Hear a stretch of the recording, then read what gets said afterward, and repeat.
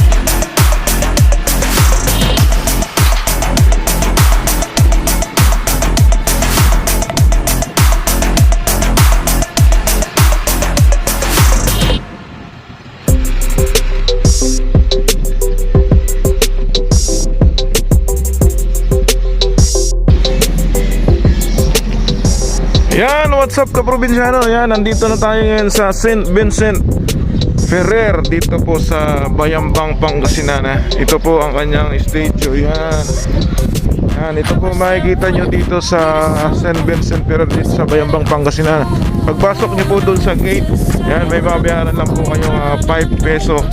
Yan, para sa parking po. Yan.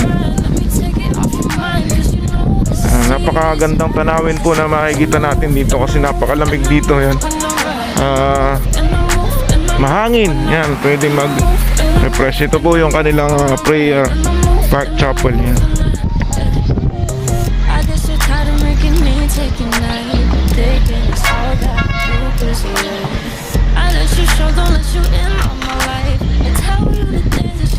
Under construction pa rin po yung iba.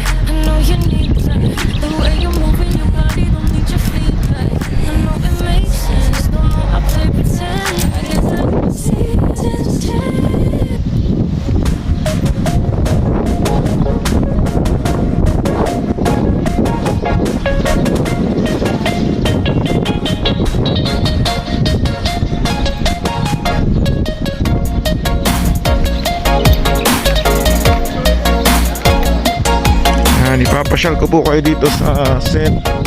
Vincent Ferrer Chapel.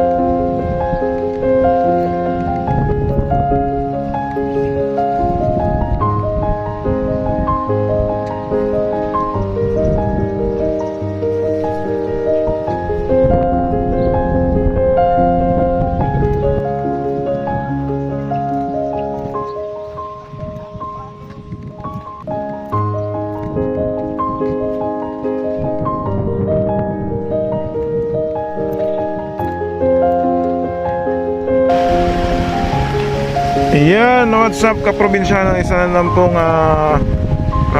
magandang tanawin na napasyalan po natin dito sa lalawigan po ng Pangasinan. Yan, sana po nag-enjoy po kayo at huwag niyo pong kalilimutan i-subscribe ang aking YouTube channel, DJ1 Provinciano, at ang aking page, DJ1 Provinciano. Yan.